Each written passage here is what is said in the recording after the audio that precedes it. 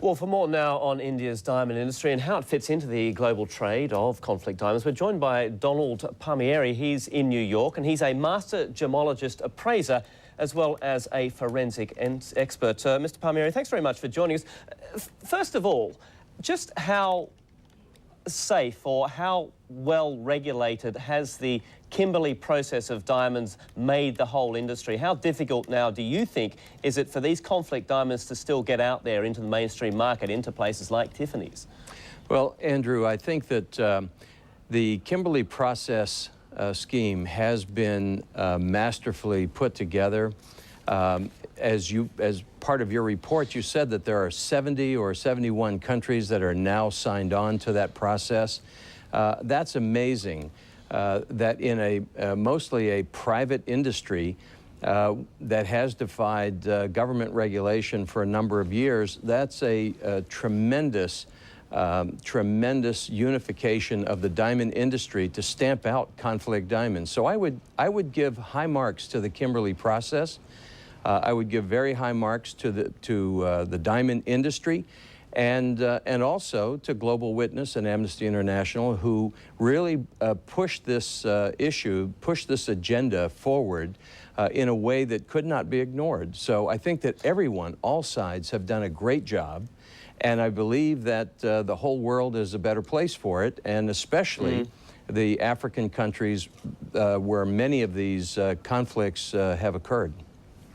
It's interesting, isn't it? Because at the top level, initiatives like this are obviously very well thought through, very carefully developed. But at street level, do you think the policing is still there? A place like Surat, for example, I mean, walking through that market, everywhere you turn, there were people with bags of diamonds. I mean, it looked to me like it would be very difficult to regulate just how those diamonds were coming in and on the ground, sort of keeping track of them even.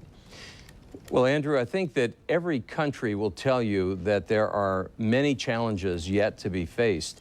But they're facing them, and there is a new transparency in the diamond market. And as, again, part of your report, you noted that 9 out of 10 diamonds that are manufactured, that are cut and polished in the world are cut in India. It is gratifying to know that the Indian government is very, very much behind the Kimberley process. As a matter of fact, I believe they've just been named vice chair of the, and I may have that title wrong, but I believe it's vice chair of the Kimberley process, and that just occurred, I think, a month or so ago. And I think that they are very, very serious. They've just dropped their import duty on polished diamonds. I think they're very serious about being a world leader in the diamond market, and I think they're doing a great job. There are challenges. There's no question about that. I mean, do you think that conflict diamonds will be able to be ever sort of completely stamped out of the international diamond industry? Well, I would just say this, that there are bad people in every industry in the world. There are bad people in every country of the world. But for every bad person, I think there are, and bad individuals in industry, there are so many more who really want to do a good job, do it honestly, who do care about the populations of their countries and the countries where these goods are actually being sourced. And I think that corporate and social responsibility at the corporate level, at the high end, as you just referenced, I think is very, very much alive. I think it is very robust right now.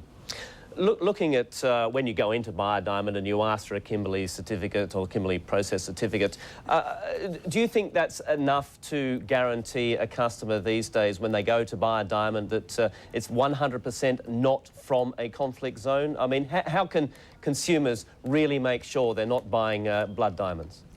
Well, I think consumers who are very interested in the social ramifications attached to the purchase of a diamond certainly can ask their jeweler, and I do know that many, many jewelers have really been challenged by this and are doing their very best. But again, as I say, there are challenges, there's a lot to be done, but I think that within the next 2 to to 3 years. I think it's going to be very, very difficult. All the governments that I'm working with now and all of the governments that I'm familiar with in in GCAL's certification process, I can tell you that everybody is very concerned about this. They're very proactive, and they really do want to see conflict diamonds wiped out. But I don't know that we'll ever be able to eliminate all of it, but thanks to the NGOs and thanks to the concerned industry people and the diamond dealers and the site holders. We're working with some of the Indian site holders right now in our certification process, and they're doing a great job. And yes, as you walk through the market, and I'll be in those markets, I'll be in Surat in another month and a half, so I'll be happy to report back to you after I get a chance to see firsthand what's happening there. But we're working with great companies there like Venus Jewel and KGK. All right, we're going to have to leave it there. Sure. Mr. Palmieri, thanks very much for joining us. Donald Palmieri, the expert gemologist and appraiser. Thanks again. Thank you.